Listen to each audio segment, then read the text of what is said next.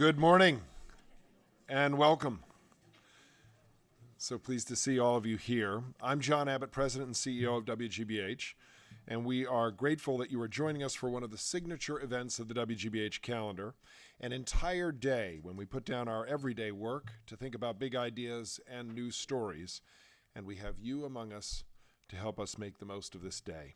We want to thank the Candida Fund, which has generously supported this event and many of our programs on green subjects across many platforms, television and radio broadcast and online for audiences of all ages. And I think we're together hungry for some positive visions after what has been a very fractious election season and what we know will be a very busy year ahead. And we at WGBH are especially aware of our deep responsibility to fulfill the trust of our audiences and that which they've placed in public media, which we feel is more and more important each week, each month for the American people. So we are more than ready to hear some powerful new ideas on how we can move forward in a positive, productive way as a nation and as a world, and as we try to grapple with some big problems and new trends that affect us all. The IdeaLab is a day for hearing from a purposefully diverse group of experts, thought leaders, activists, and creative storytellers who will draw from equally diverse life experiences. They'll help us think about new stories and how to frame them for the future of public media reporting and the discourse we hope to engender in our communities here in New England and, as importantly, across the country. We're grateful to our speakers for making the time to be with us, a remarkable array of panelists, and to our moderators as well, Miles O'Brien and Kara Miller, who will guide us through what we hope you'll find to be a very stimulating and rewarding day. Miles, you're up first. I'll turn it over to you. Thank you all for being with us. All right. Thank you, John. I appreciate it. I don't know which direction you came in, but if you came in the Mass Pike, you might have seen that great pictures of Gwen Ifill, who we all remember this morning. I'd like to propose that we honor her today and put this whole day in her memory. And there's a lot of good reasons for that. I don't know how much you've heard about her story. She was a friend and colleague of mine. And when she was at Simmons College in the 1970s, she took an internship at the Boston Herald-American. And this is before email. She got a paper memo from an anonymous colleague invoking the N-word and telling her to go home. And she didn't go home. She kept coming. As a matter of fact, she came back in and demanded a job. She had leverage. She got the job. And she went on to a stellar career, which we all honor today. She was a fearless journalist, had such a warm heart, a big laugh to match, and a big smile. And yet she was always relentless in pursuit of the facts and always asked the right questions. She prided herself on being a centrist, someone who can understand and empathize all points of view. Good skills for a journalist. Let's not forget that. That seems to be forgotten sometimes. And she always spoke truth to power. So I think we should all be holding her dear and close to our hearts on this day and in the days ahead. I think it'll help us endure an onslaught on reason and critical thinking and on the very facts themselves. The late Senator Pat Moynihan famously said, everyone is entitled to his own opinion, but not his own facts. You know, in the CNN newsroom when I was there, we used to joke a lot about, don't let the facts get in the way of a good story, or some stories are too good to check out. That used to be a joke, but I'm afraid the joke is apparently on us these days. There is way too much at stake here to let Neanderthals and zealots and deniers and flat earthers and con men try to obscure or change the facts. And let's do it for Gwen, whose big smile today illuminates our thinking from somewhere up there. And she'll guide us out of this dark place, I suspect, that we have wandered into. She once told a reporter, we can't expect the world to get better by itself. We have to create something we can leave the next generation. Let's keep that in mind today.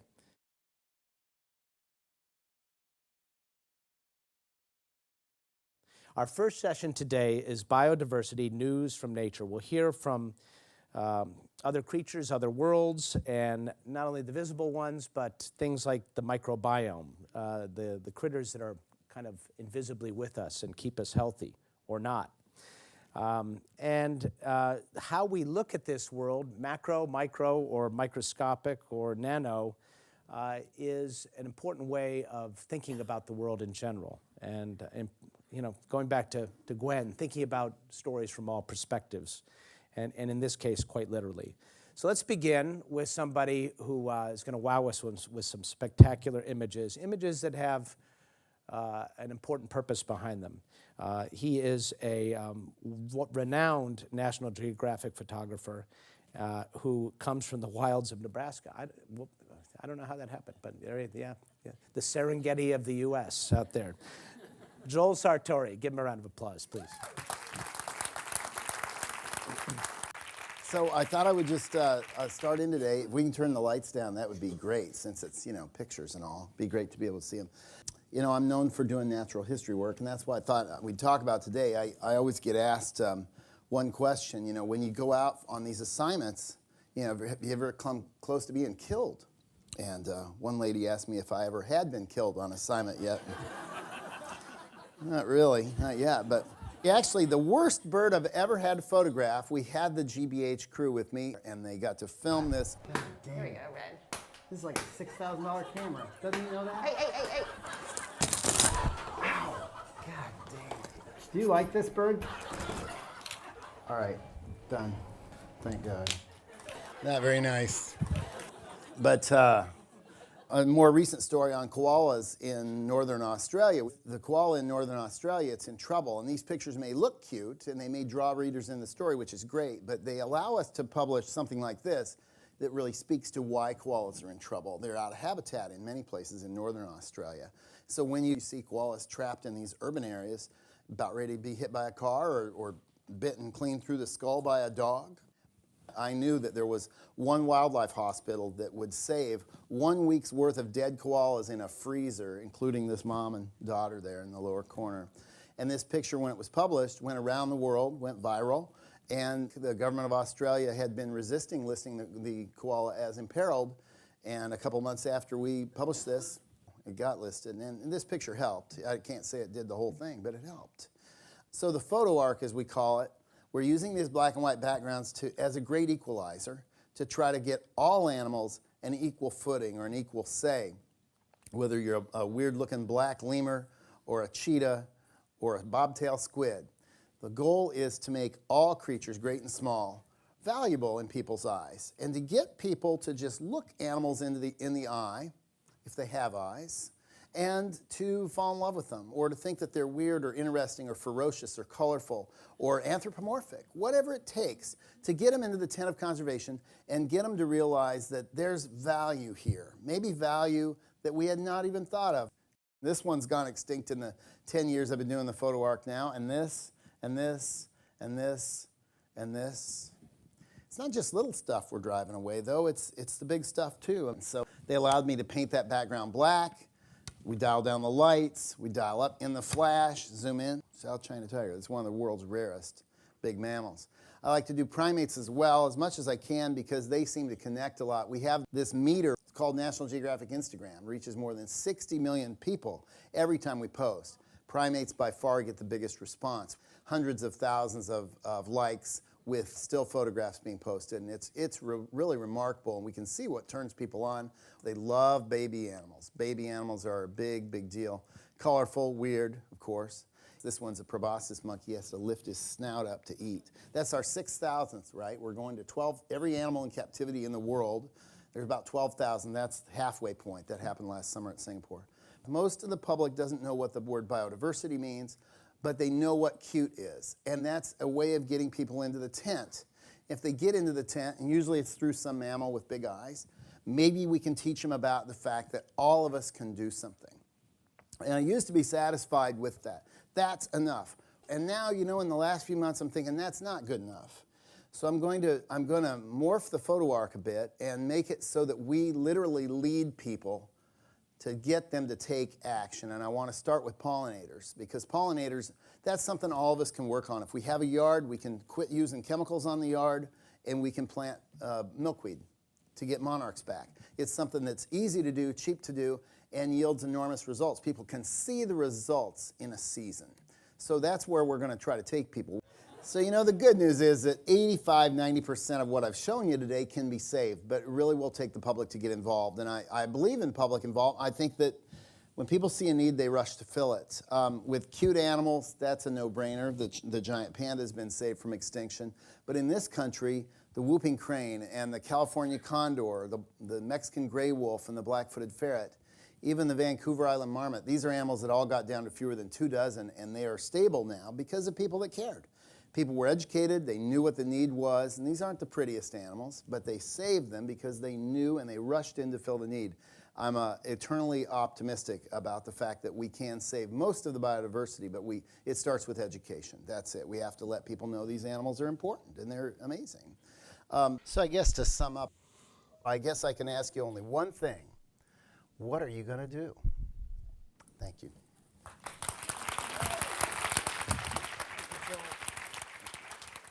Before we get Jessica up here, one quick question. So, how should we feel about zoos? Good. Really? Should feel good about zoos. I'm conflicted about them. Don't be conflicted. A lot of what you saw up there in the show, these are animals that don't exist in the wild anymore. Zoos are the real arcs now. They're saving species. They can only save 12 to 15,000 out of millions, but they're good species. They're species that get people to care, and they act as education centers to the millions of people that live in cities and would never see animals in the wild. This is the last place they can go and see and smell and hear and sometimes touch animals. It's the last real connection. We can't get everything off our smartphones. Truly, we have to get out there and get people off the couch and get them back into the sunlight and to see and experience these animals. And also, the other thing zoos do is they spend hundreds of millions of dollars a year trying to protect rhinos, doing habitat protection, trying to reforest the world. So, you know, if not zoos, who? There are a few NGOs doing this work, true, but zoos have a huge reach and have huge influence over what the public thinks about nature. All right, Thank more you. with you in just a little bit. We are now going to go down to the micro level. Jessica Green is going to, I don't know how many pictures you have of microbes to share. Do you? Do you have cute? It's not like a polar bear on the ice. No, but, no, it's not. Anyway, Jessica Green, Okay, tell great. us about the microbes all around us. Thank you. That was totally inspiring. All right. Well, I'm going to share with you some imagery from a science fiction graphic novel that I'm working on with my husband. He's an illustrator, Steve Green, and writer Anita Doran. When you work with microbes, it's hard to get people excited with photographs. So what I wanted to do is figure out a way to capture people's imagination to really understand the invisible world. I got some funding from the Guggenheim Foundation, and we spent a year in Paris. Our graphic novel starts in Paris, and it starts with a bioaerosol that descends upon Paris, and it arrives at our hero building, and it lands on the most common tree species in Paris, and it begins to colonize this tree species on the plant leaves. And it infects the tree, so the tree becomes the host. And then the microbe ends up wafting into the closest apartment building and colonizing surfaces in that building. And it infects the apartment manager of the building, that's Leroy, who then spreads it everywhere that he goes into the indoor environment. Now, with this graphic novel, rather than infecting people and making them sick, what it does is it infects them and it brings them benefit. And ultimately, this bacteria, Noli Timeri, which in Latin means do not be afraid, makes the world a better place. And if you had asked me when I was in college if this was possible to have a microbe that would make the world a better place, I would tell you no.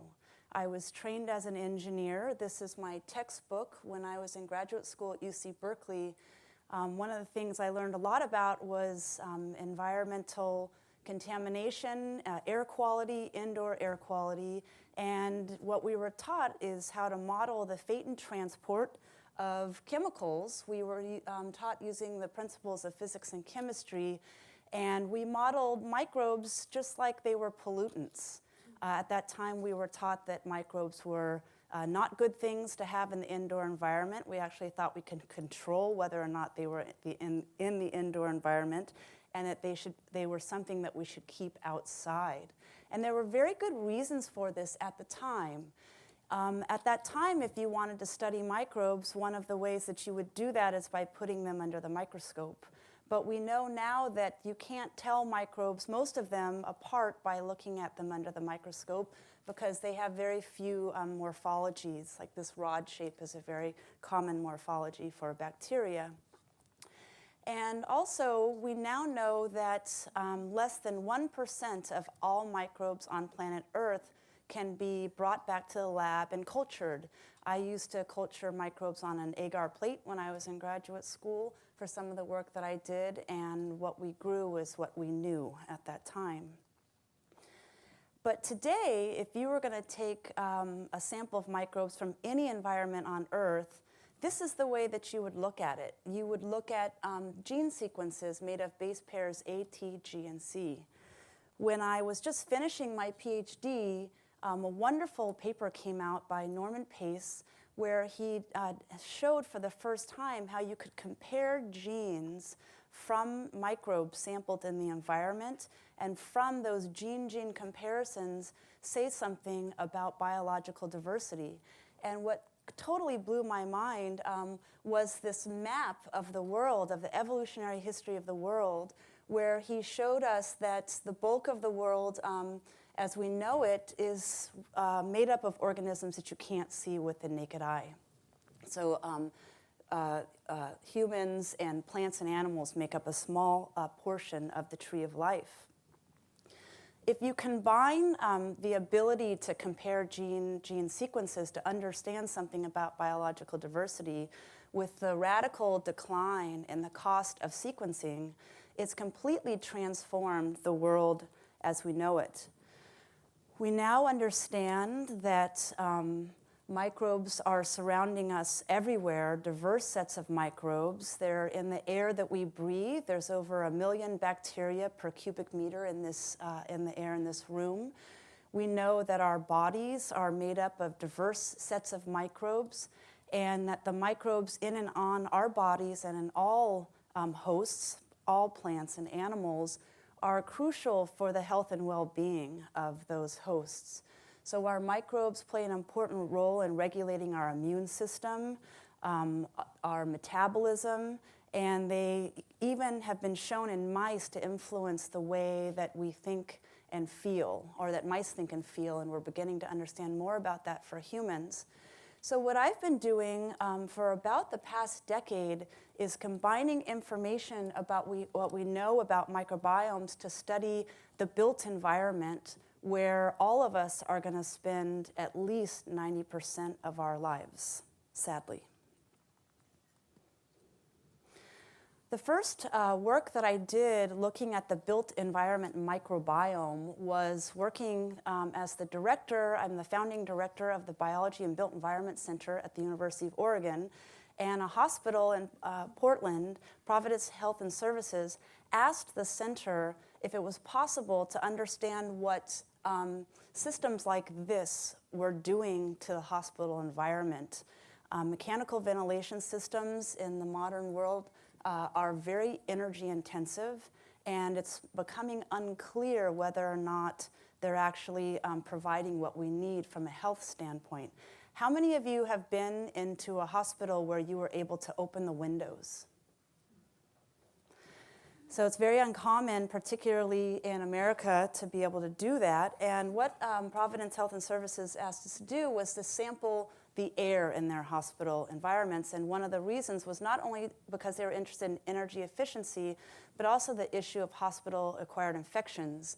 1 in every 25 hospitalized patients gets an infection, and we still haven't figured out what's causing this problem. This is what we found in this very first study. We sampled air on the roof.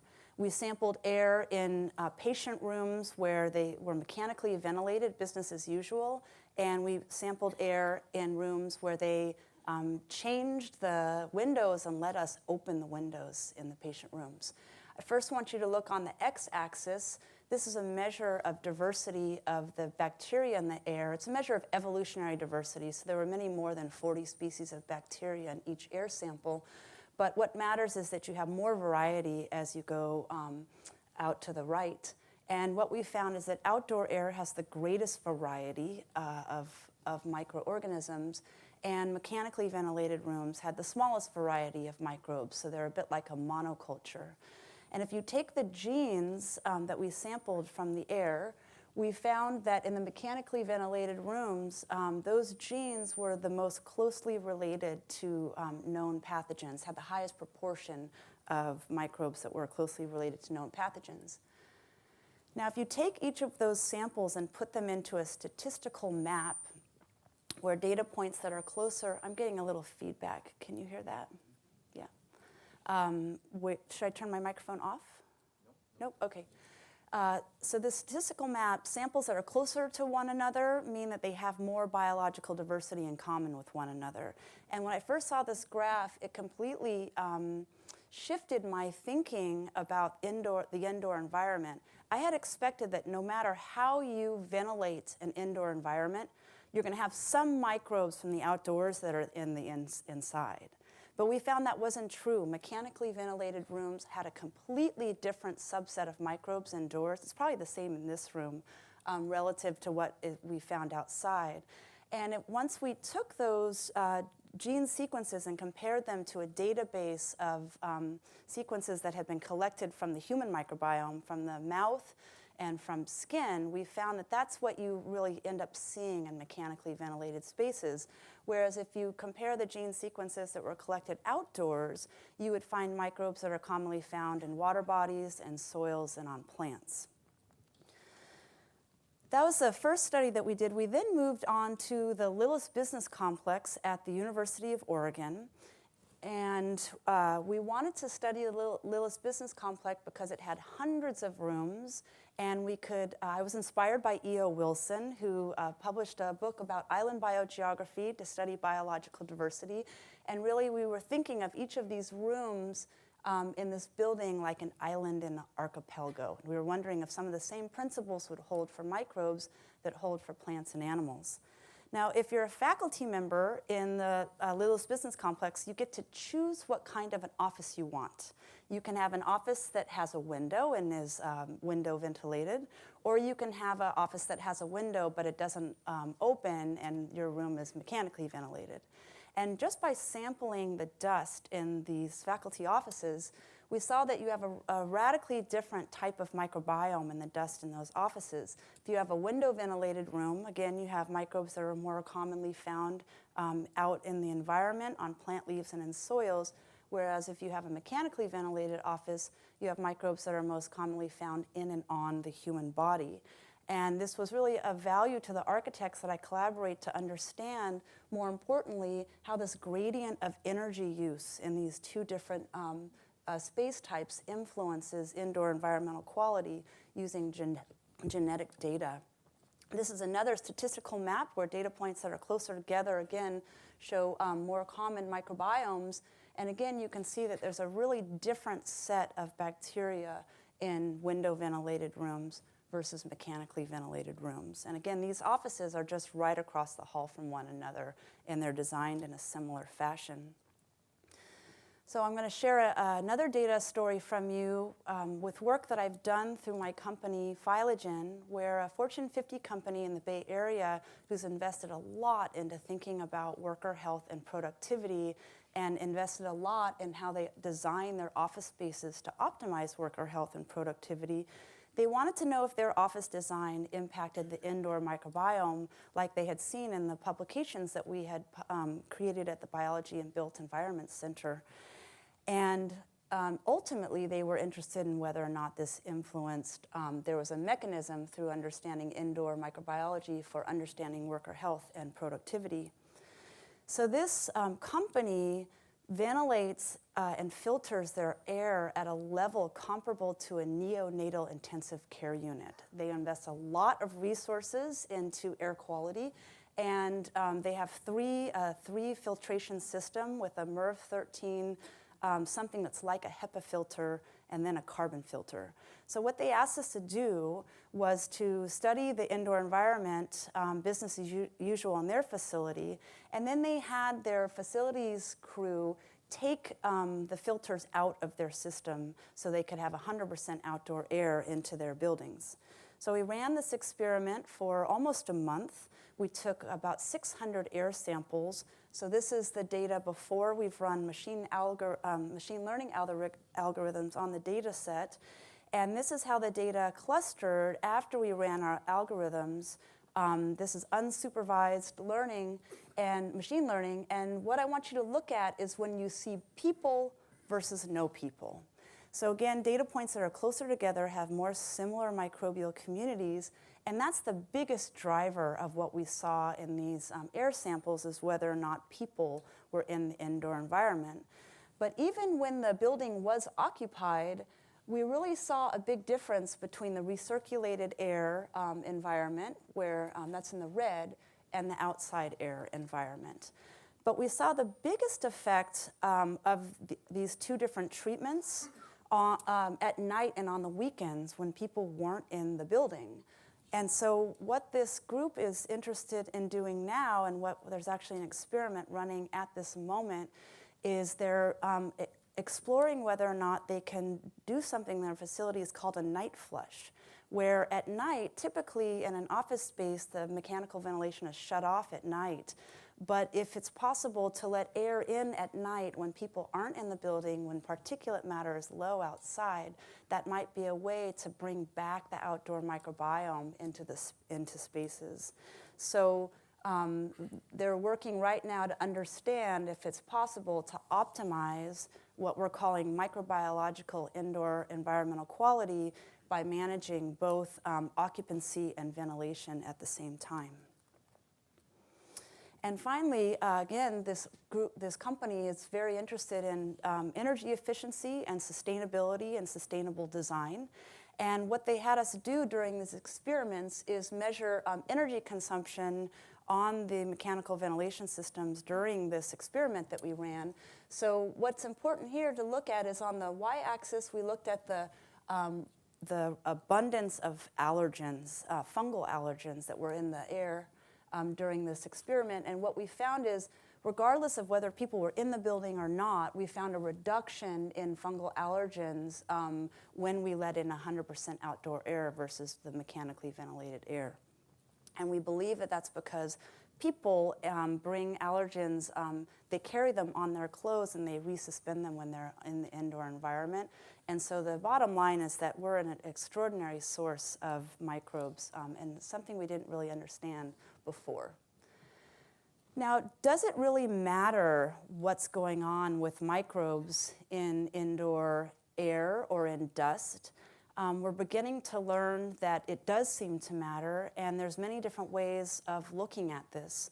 We know that dust, for example, is laden with all different types of microbes, viruses, bacteria, fungi, but it is also laden with chemicals that we might care about, like plasticizers, antimicrobials, and flame retardants. So something that we've been doing at the Biology and Built Environment Center is really trying to understand not just the biology of what's going on in the indoor environment, but how that relates to chemistry in the indoor environment. And something that I've learned from the people that I'm working with is that it's not only how indoor environments are designed, but it's what people are doing in the indoor environment, and for example, what kinds of personal care products that they're using. The built environment is highly sanitized, so not only are we sanitizing the indoor environment by trying to control the outdoor environment from coming in, but we're also doing it through, again, our personal care products. I just saw the Colbert Show last night and saw him, he was putting Purell on his hands in the middle of the show with, right before Bernie Sanders came on. And, and they also, There's all kinds of products in the indoor environment that have antimicrobials that are laden in those environments. So a group of students and postdocs at the University of Oregon wanted to understand this better. They studied the Gerlinger Hall, one of the oldest buildings at the University of Oregon. They sampled dust, again, all throughout Gerlinger Hall. And what they did was they first looked at the amount of antibiotic resistance genes that were in Gerlinger Hall. So what you're looking at along the y-axis is our present study, where it's basically the proportion of antibiotic resistance genes in this building compared to other built environment studies. And then on the far right, you're looking at studies that have reported what you might see in and on the human body, like in the human gut. So the take-home message is that there's a small amount of antibiotic resistance genes in this building. And one of the reasons for that is because it's a very leaky building. This is a picture from inside the building of one of the windows. So you have a lot of relationship between the indoor environment and the outdoor environment. And what's remarkable is that even though this is such a leaky environment and you have a small amount of antibiotic resistance genes, we still saw a high degree of correlation for a number of between antimicrobials and antibiotic resistance genes. So many of you may be familiar with triclosan, which was correlated with this antibiotic resistance gene that's commonly used in the Z-Pak. I don't know if any of you have used that, but it confers resistance to many different types of bacteria. So I'm sure that some of you are now familiar with the fact that the FDA has banned the use of many different chemicals that can be used in the indoor environment, but the indoor environment is still very laden with different types of antimicrobial chemicals, and it's something that we should be paying attention to. So if there's one thing that I want you to remember from what I'm sharing with you today is this idea of, rather than asking, how can we keep microbes out of the indoor environment, is there a new line of thinking where we can instead ask, is it possible to operate current buildings and design future ones that promote beneficial microbes and inhibit harmful microbes? And to do this, what we're going to need to do is have an integrated way of thinking that isn't just based on the principles of physics and chemistry, but also folds in biology. Great, thank you.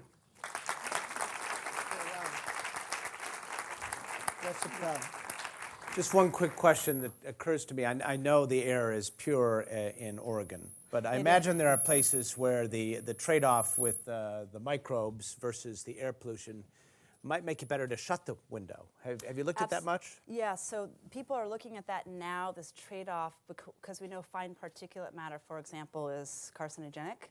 And so understanding that trade-off between indoor quality and outdoor quality, again, we're going to have to be looking at not just the microbiology, but the chemistry and physics as well. All right. Yeah. I want a gadget to know what's going on around me all the time. Can you make one of those? All right. So our next guest just flew in from Borneo, and he's just tired, not just arms. He's just tired. So we're going to try to prop him up with lots of energy this direction. All right. Greg Asner, take it away.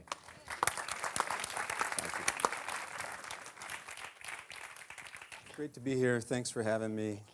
I'm somewhere between the West Pacific and here right now, as far as I know.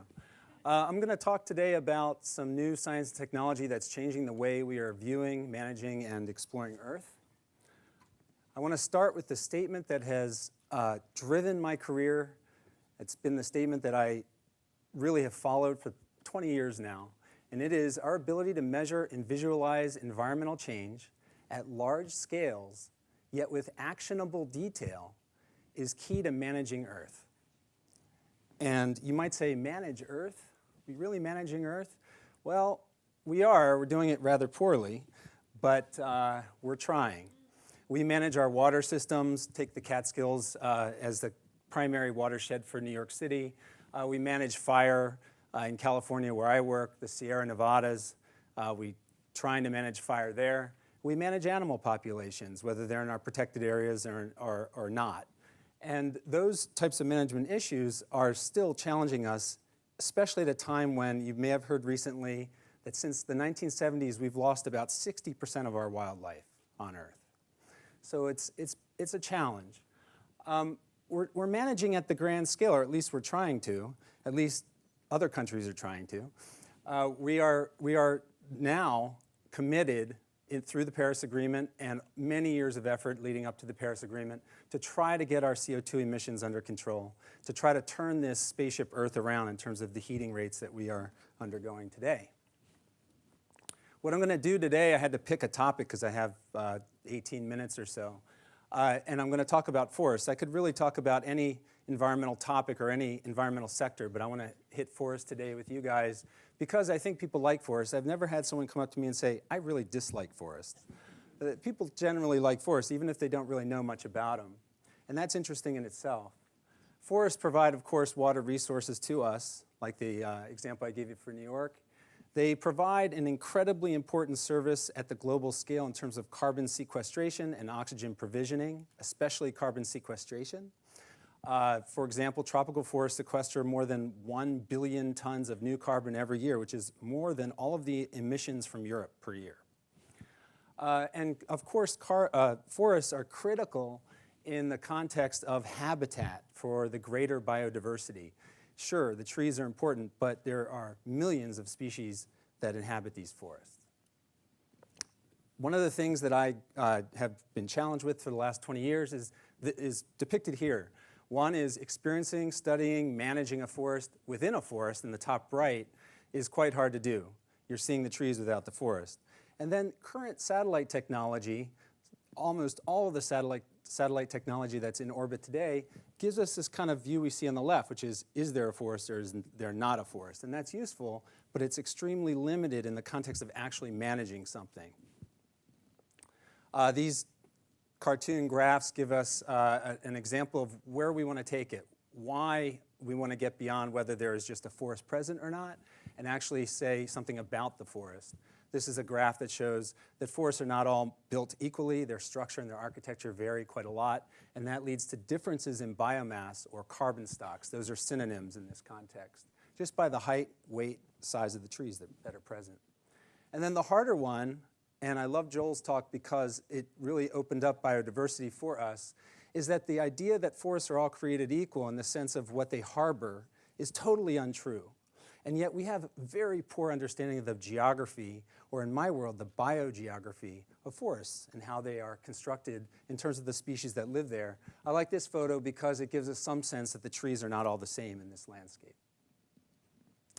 To address this, I have been developing, redeveloping, breaking down and rebuilding technology that lets us really look at the forest, in this case, for its composition and its biomass. And this is my latest creation. It's called the Carnegie Airborne Observatory 3. This is a plane that is built in Germany. And inside the plane, we have a very unique laboratory that pretty much you won't find anywhere else on the planet. It's a lab that provides us working space as Earth scientists to image Earth in some unique ways. In the back of the lab is a sensor bay with extremely unique instrumentation that does not exist in Earth orbit today. It doesn't exist throughout most of the civil sector or the DoD sector, the defense sector. One of those technologies is a laser scanning system. We fire 30 billion laser shots per minute out of the bottom of the plane as we fly, and we can image a forest in 3D, like an MRI. This is just a few acres of forest, and the coloring here is by height of the vegetation. Aha. Whoop. Click. No video. Okay. Okay, thank you. The 3D imaging from the laser system is so resolute that we can actually experience a forest like, say, a harpy eagle in the Amazon basin, or a monkey in the canopy itself. Somehow that didn't work out. Don't worry about it. Let's keep going. We used this technology just last week. You may have caught some news. It ended up in Nat Geo. I discovered the tallest tree in the tropics. There it is. It doesn't look like much, but I used the laser system and discovered it and announced it last week in Borneo with the Malaysian government. That's why I was there. And that tree is taller than the Statue of Liberty.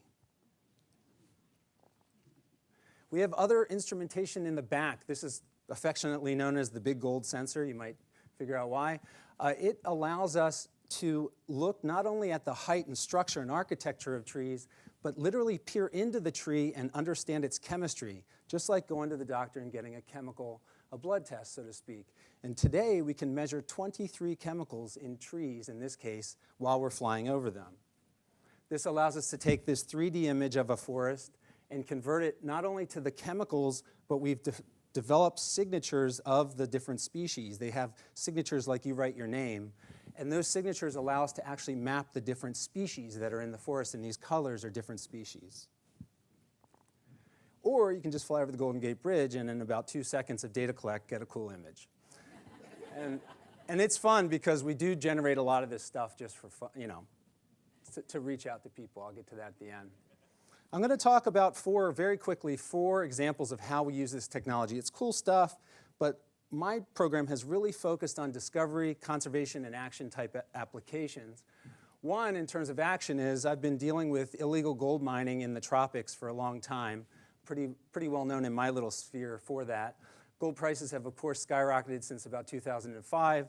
They leave tracts of intact, pristine, avatar-style tropical forest degraded to this condition where not even the soil is existing anymore.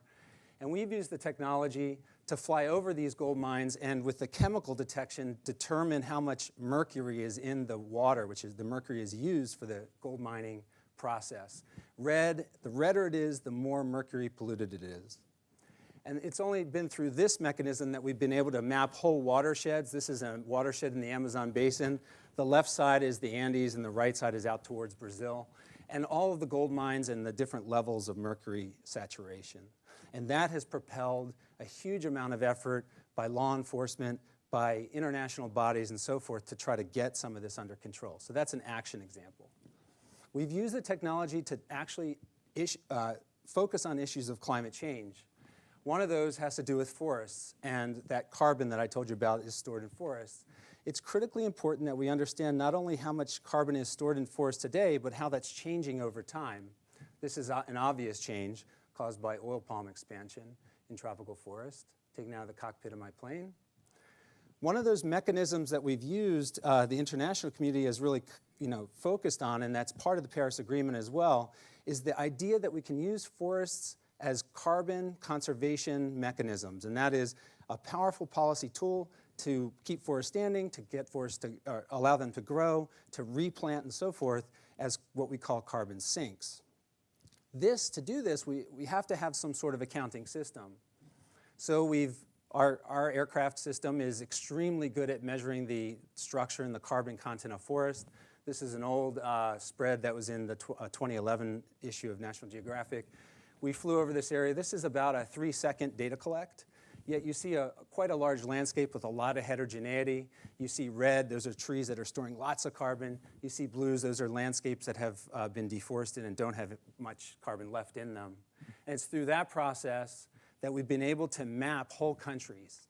And I'm going to use Peru today because, one, it's the most biodiverse country in the tropics. It has more species per acre than anywhere else, including in Brazil.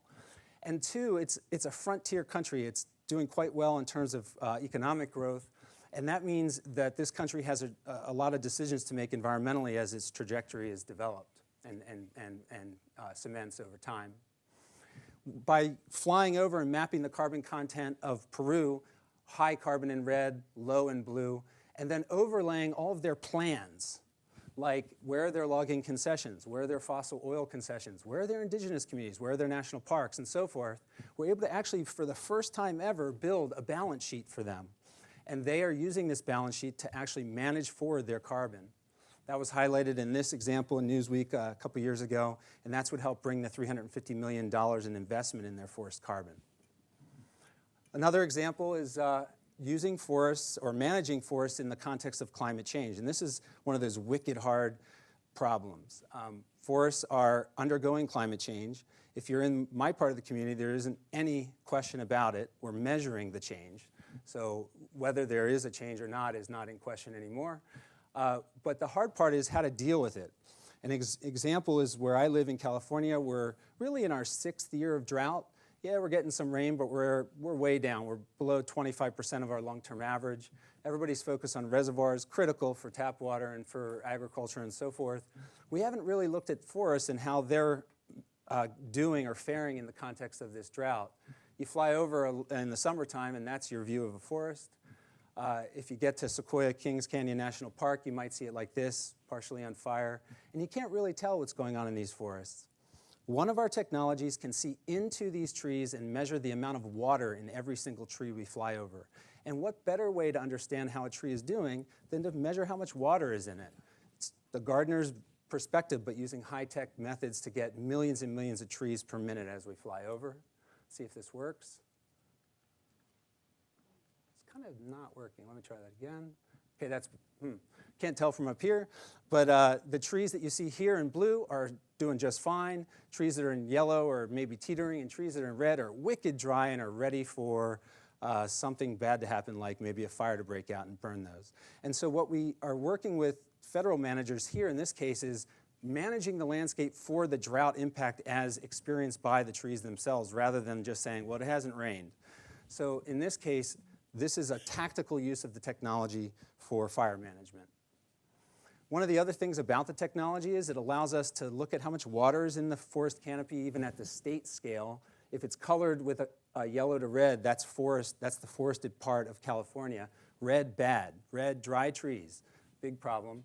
And then actually forecast, okay, they're dry this year, and there's a point where a tree is so far gone that it's still alive when we flew over it, but it doesn't have the water in it, it's gonna die. Just like you kind of know that might happen to your tomatoes in your garden if you haven't watered them well enough. And we've been able to do that and actually predict next year's mortality.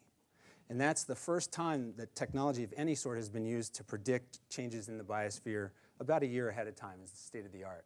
And these are just some news clippings showing that we did that from 2015 to 2016. We predicted 66, in our case, about 60 million new dead trees, and the next year, that's how many died. And that was by looking at how much water was in the trees the year before and saying, these guys are committed. They're not gonna recover. Finally, there's this issue of breaking this biodiversity barrier.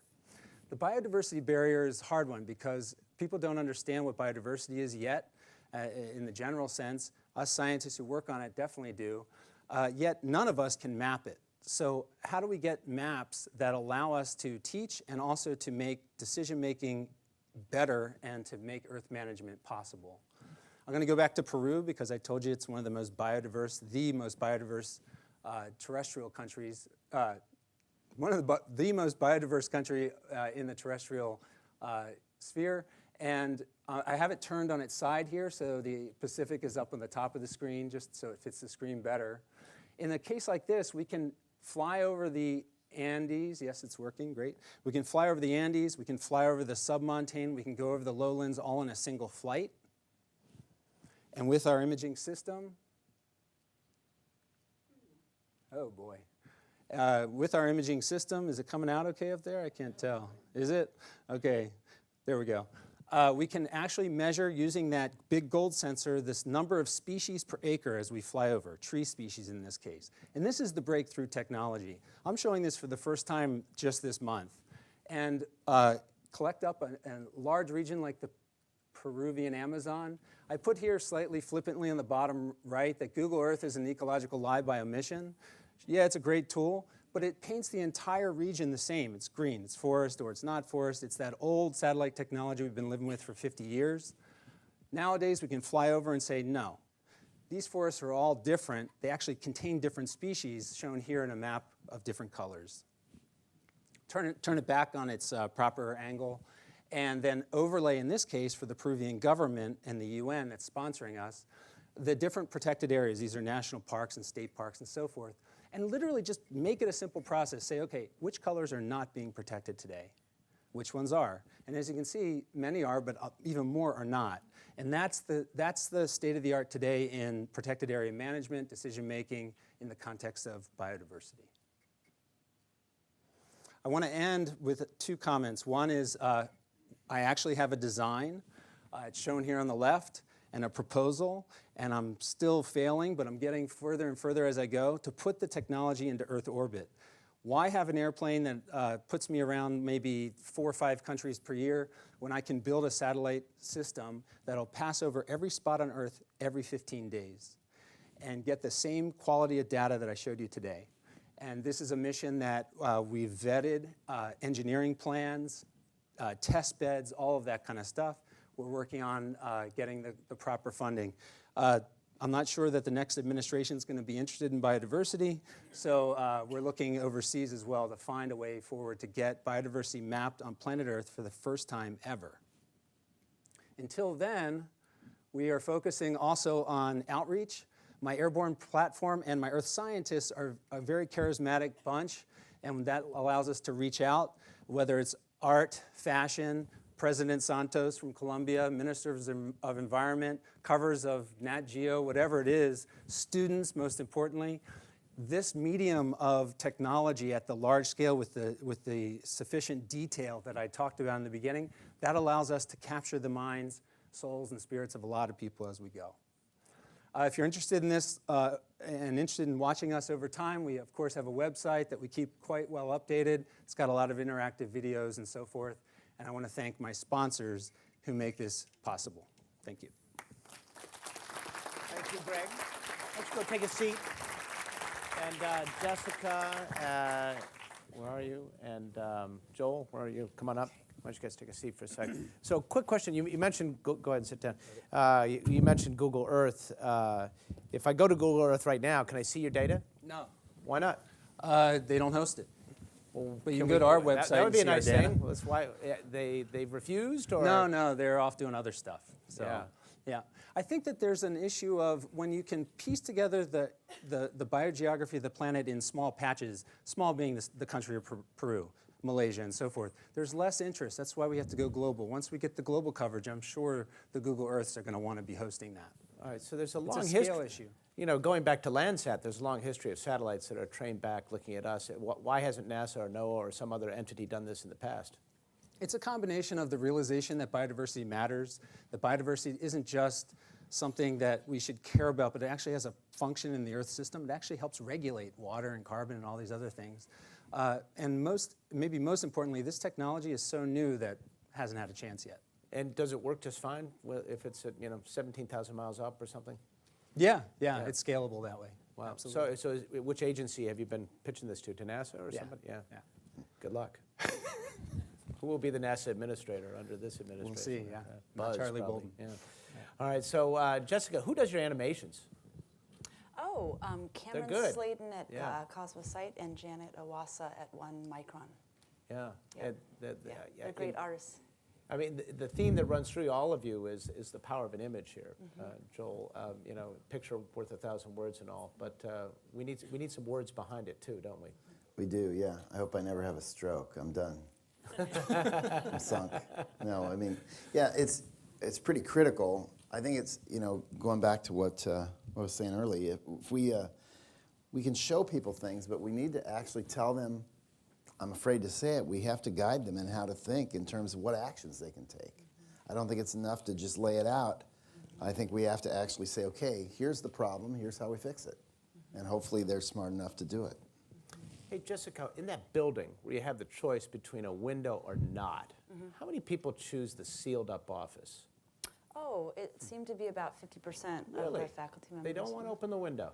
Well, I think it's an issue of just thinking about thermal comfort. I think that's what we're typically considering when we think about the built environment. So this room right here, for example, has been designed for a pretty narrow thermal comfort zone. But the architects that I collaborate with, Charlie Brown, he's shown that humans actually perform better if they're in a more variable environment and more variable environmental conditions that go outside the thermal comfort zone. So the way that we've been designing our spaces is a little outdated, just even in terms of thinking about thermal comfort. So if you're a designer and you want to get to one of those high lead levels these days, is this accounted for at all? Not yet, but I think that what we're really working towards is a model where you're optimizing sustainable design and indoor environmental qualities. So I think absolutely I envision a day when designers are going to be considering, designing for both green and healthy buildings. Yeah. Yeah. Why not just let the trees grow in? That looked pretty good. Anybody have a question here? We just have a few minutes before we got to go to a break. Question right there with this gentleman. Rather than assuming that the next 4 to 8 years are a loss, have you thought about whether there are ways to kind of get this next administration interested in some of these absolutely crucial ideas? Which one do you want to go after?